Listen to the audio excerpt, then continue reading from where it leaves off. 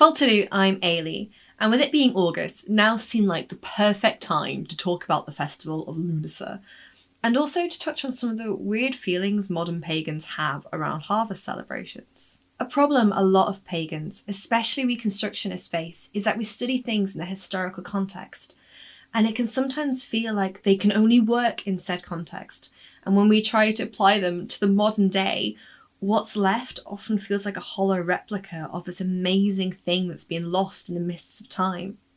With many of us being several steps away from farming and food production, it can feel like we're worlds apart from the joy and relief that must have been felt in the Iron Age, when the crops started to fruit, when the leanest part of the year had passed, and they were starting to see they would have enough food to survive the winter.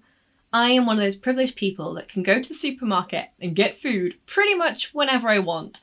And sometimes I feel guilty and odd about celebrating a festival that's meant to be about the bounty of this year, when I have no way of telling apart the bounty of this year from the last, and I've never had to worry that I won't have enough food to get through the winter. One thing I find interesting is when you ask Celtic pagans about what their favourite celebration is, Lughnasa is one that's less mentioned. And I think it's because of this. It's this disconnect from what we're trying to do now to what we can see was done in the past. Regardless of how little I may notice farming in my day-to-day life, we do still rely on the earth and sun for our food. And I am grateful. And that gratitude has always been what's at the heart of the harvest celebrations. That heart has not been lost. And it's by honouring the core of the festival that we can weave a new practice that continues it in spirit, whilst honouring the world we live in now.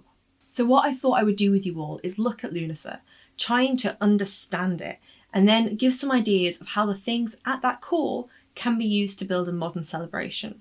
Now, a note, Lughnasa is a very community-focused holiday traditionally, but I'm filming and making this whilst we're still in the grips of a pandemic, and I do want to emphasise that if you are celebrating with other people, please do it in a way that's safe. Wear masks, socially distance, be responsible. If it can't be done safely, you can celebrate on your own or with an online community. Okay, so with that aside, let's start. What are the origins of Lughnasa? The oldest records we have for Lughnasa comes from the medieval writings about the history of Ireland. The writings themselves state that Lughnasa has pre-Christian origins, and so we can use them as a window to try and peer further back in time into the Iron Age heart of the Celtic world. It should be noted that Lughnasa is a living festival. There are places in Ireland where it's still celebrated, and the same is true for Lughnastown in Scotland. Sadly, however, much of the practice is dying out. The name translates to the Assembly of Lugh, or possibly the Funerary Assembly of Lugh. Lugh is a major Gaelic deity, he of many skills, a king of the Tuatha. This link to the Funerary Assembly is very important, but the question is, whose funeral? The Book of Invasions provides a foundation story for the Gaelic variation of the festival. Here it is said the games and festivities were founded by Lugh in memory of his foster mother Tailotui, who died after clearing all the plains of Ireland and cutting down all the woods, preparing the land to be sown. Her games, called the Uirnech Tailatan, and her lament were performed every year in the place she was named after, Tailatan, with the games themselves taking place the fortnight before and fortnight after the central day of Lughnasa. This particular story has many a scholar speculating on whether or not there may have once been a ritual human sacrifice practiced. But I feel this misses the blatant truth that food production takes a lot of work, and for people in the Iron Age, without modern farming inventions, even without a ritualised sacrifice, the community would have given up a lot in order to create the harvest. In the modern day, this is still true. It still takes effort and time and health to make sure we're all eating well. And that's not the only thing that's given up. Our environment is sacrificed too, with pesticides and over-farming changing and damaging natural biospheres. Whole ecosystems are being cut down. The Amazon rainforest is now producing more carbon dioxide than it's taking up. And this is in large part due to trees being felled for cattle pasture. Is this a sacrifice we're willing to keep making? Sacrifice for our food and our way of life is not as far away as we like to think. So here is my first proposal for modern Lughnasa tradition. Educating yourself and others on the environmental issues caused by farming. The idea of Lughnasa being used for community education has got historical roots too. In the Dichanicus of Carmen, it tells us that the celebrations included proverbs, maxims, the rule, and the truthful teachings of Feifel. This theme of environmentalism ties into the oldest name for Lughnasa, which is thought to predate its association with the god Lugh. In the Ulster cycle, we hear of it being called Bron Trogain, which means something like the earth sorrows under its fruit, or just the earth sorrows. And this seems really fitting. There's always been a lot of regional variation in Lughnasa. In the Dichanicus of Carmen again, we have a different origin story for the games themselves. Here we have a separate mythological figure, this time a woman Carmen, who invades Ireland from Athens along with her 3 sons, Du, meaning black, Dulfa, meaning evil, and Dian, meaning violence. Once she arrives on the shores of Ireland, she uses her magic and destroys all the sap of swelling fruit, and no amount of offerings will placate her or her 3 sons. The Tuatha notice and are alarmed, and so they send forth 4 of their number, including Lugh, to stand against them. The 3 sons are banished, which can symbolically be seen as banishing darkness, evil, and violence in order for the crops to fruit. The brothers were bound by the heavens, the earth, and the ocean that they could never return to Ireland again, so long as the seas encircled the land. Carmen, however, remains, and she laments and dies of heartbreak. She's buried in the area now named after her, Carmen, and this was the site where her funerary games were held every 3 years in the period of Lughnasa. Carmen being from Athens is likely a medieval invention, and many assume that she is instead an older goddess associated with the land, like Héalaí.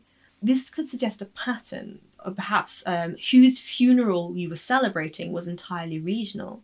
There are 195 traditional Lughnasa sites in Ireland alone, and if this pattern bore out, that looks like 193 stories that we have lost. Now, we can't know if this was the case, but I tentatively suggest that there is something to be said for Lughnasa being a time to honour local land deities, named and unnamed.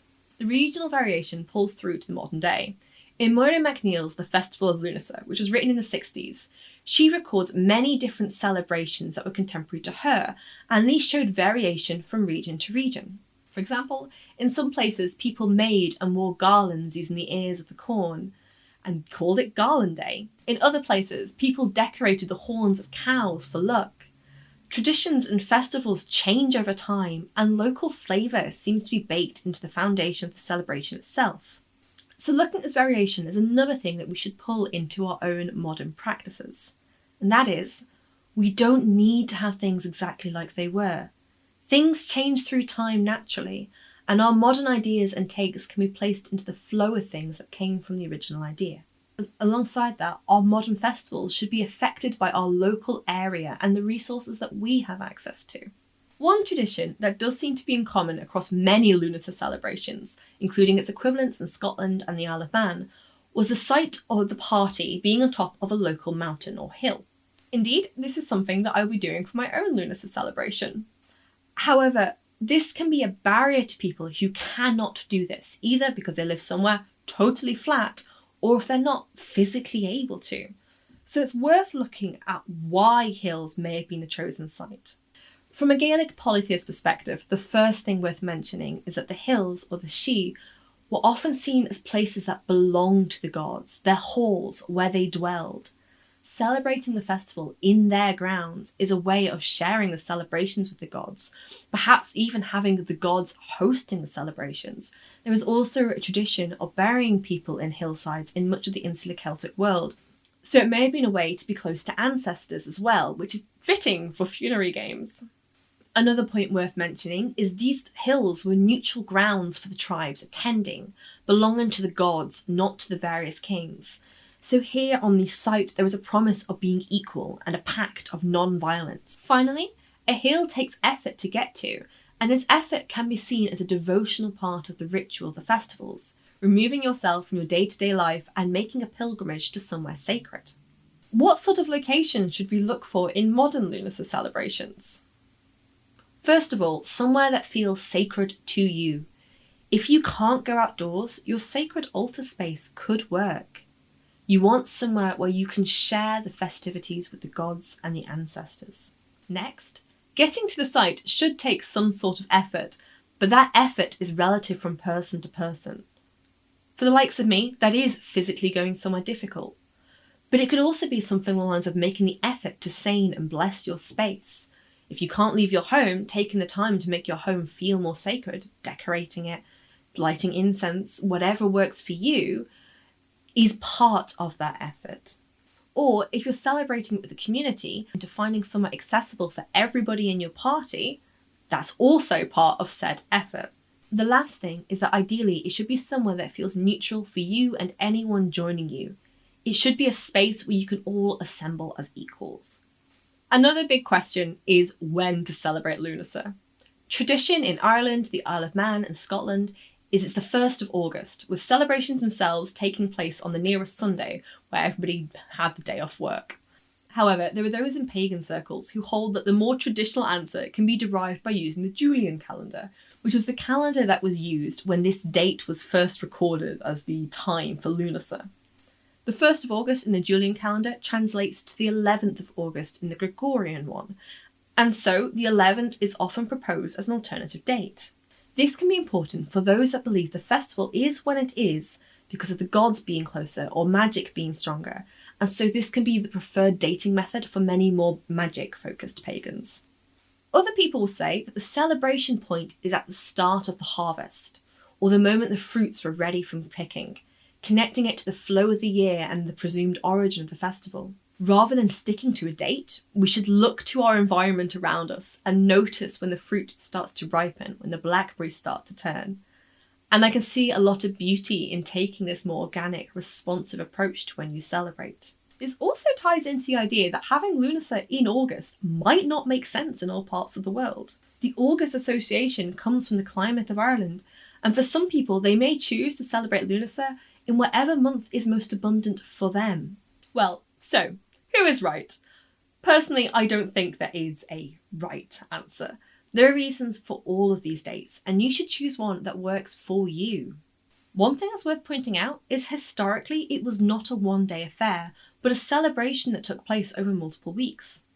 Whilst this isn't necessarily practical in our modern life, you can choose to see the broader time around the holiday as also sacred, and it's a reason to be a little bit less strict with the exact date and allow yourself to celebrate on a day you can more easily work around.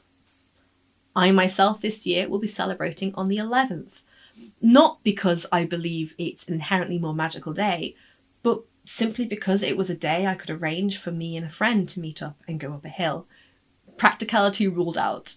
Now, so far I've been focusing on broader foundational points, but it's still a question of what these festivals and fairs looked like. The Iron Age and medieval era games sound like they were quite the thing, featuring races, feats of strength, feasting, poetry contests, marriages, bardic lore, fun snacks. It's not a mistake to liken the sports side of this to the Olympic Games. After all, the ancient Olympic Games were held in honour of the gods. And Dinkienikova Carmen lists that there are races for men, women, horses, races for the different regions associated around the site, indicating that the festival was something for all people in all parts of life. The Dinkienika also says, "These are the fair's great privileges. Trumpets, harps, hollow-throated horns, pipers, timpanists unwearied, poets and meek musicians, pipes, fiddles, gleemen, bone players and bagpipers, a crowd hideous, noisy, profane, shriekers and shouters, tales of death and slaughter, strains of music." This rowdy, loud affair can seem harder to achieve for many of us since we don't have the community at large behind us. But there are still ideas that we can pull out of the medieval iteration of the event. This could include engage in something competitive, create art, be that poetry, music, paintings, any art, all art. If you're not a creator, be a patron to the arts, or be an audience to the arts. Listen to music you like, read up on the old lore and stories of your faith, share work by artists you admire, especially those in your community. Sports. Do the sports. Look, I do not do the sports, but for those of you that do the sports, this is a good day to celebrate your wonderful physical fitness. Go lift a heavy rock or something. Have fun with that. Figure out what bounties there are in your life and take the time to be grateful. Celebrate what is good that's come to you in the year so far. Share food. Donate to your local food bank so your community can share in your bounty. Have a big meal with your family, or picnic with your friends. Or if you live alone, cook your favourite meal and use it as an excuse to indulge. Now, looking away from older sources, we can turn to traditions we see being practiced more regionally today. This is one that shows up in Scotland and Ireland as well. The one tradition from the Isle of Man that I grew up with was the day for going to pick bilberries, which I found out much later is the official excuse given to the religious officials when the Manx were questioned why they climbed the hills on this day. Lughnasa celebrations weren't popular with the later church, and there are stories from the Isle of Man in the 1800s of religious officials climbing the hills that were traditional celebration sites and hosting sermons, and then passing around the tithing box to collect tithes. And this, it is said, dispersed the crowds and finally killed off the traditional Lughnasa on the Isle of Man. It's sad, but also how boring must that sermon have been to kill off 2,000 years worth of tradition. Another tradition associated with the start of the harvest is corn dollies. There are two things traditionally called corn dollies, one of which I know as a bumby cage. The first one is a human effigy made from the first grain of the harvest, which was dressed and decorated and held the central place in the centre of the feasting table. The second is one that I call a bumby cage, which is a rattle made from corn or reeds into which you trapped the luck of harvest, which was then released when it was time to sow the crops. These traditions aren't specifically Celtic, they've been observed right across Europe, but they're nice little folk traditions that have been observed for hundreds of years, and I like them. So I've included links to video tutorials for both of these crafts in the description. In Scotland, there are folk traditions of baking specific types of bread on Lughnasa, with the types showing some regional variation. Some areas it being traditional bonnegs, in other places it being oatcakes. And in my opinion, this is an excellent way to celebrate, as it means you get to eat fresh baked bread and your home will smell incredible. There are also traditional Scottish seining rites indicating that Lughnasa was seen as a time of luck and revival, a day when the other world was closer than normal. One technique was using a spittle wisp, which is a reed or piece of straw that was either spat upon or was held into the mouth and then dipped into a holy well. This wisp was then used to bless the home. That touches as well on another common tradition, which is visiting holy wells. So, from all this, we can pull that Lughnasa is a time to go foraging, enjoy the local harvest you have in your area. Bake bread. You get good bread out of it, and your house smells nice. Try traditional folk crafts. You never know, you might capture some of your luck. Seine and bless your space, bringing the joy of the day with you into the future. Visit your local water source or holy well and use it as a site to be grateful to the gods. And lastly, this is a sacred day to Gaelic pagans. It's a day to honour the gods and to honour our ancestors. The celebrations are held in their honour, and that is something we should bring to the modern day. We should honour how lucky we are to not face the same food shortages as those that came before us. Celebrate how far we have come, but realise that's not true for all people, and that balance is delicate. We can honour the gods of the harvest by trying to make this true for more people, and so by doing things like donating to food relief funds, or farming focused non-profit projects, or your local food bank. All of this honours the spirit of Lughnasa. It's a day to stop, to celebrate the gods, to be grateful for the promises that they have kept, and for the year that keeps turning. Anyway, I hope that's given you some sort of foundation for how to build your own Lughnasa. For me, I'm going hiking with my bestest friends. At the top of the mountain we're going up, I'll have a ritual in gratitude to the gods, the ancestors and the spirits, and then the two of us will have a picnic. Then, in the evening, when we've returned home, we will play board games in which I will thoroughly trounce him, obviously, and then we'll swap stories, reminisce with gratitude, and generally be happy to be with somebody we deeply care about. Other than that, in the surrounding days, I'll donate some food to a food bank in order to share my blessings. I'll seine my home. I'll spend some time trying to deepen my understanding of environmental issues. I'd love to hear about any harvest celebrations, Lughnasa or otherwise, that you'll be doing. So please comment below. If this video has helped you or entertained you, a like is a lovely way to say thank you. But also subscribe so I can just keep dragging you along on this pagan path. But with that, I guess all that's left for me to say is take care and goodbye.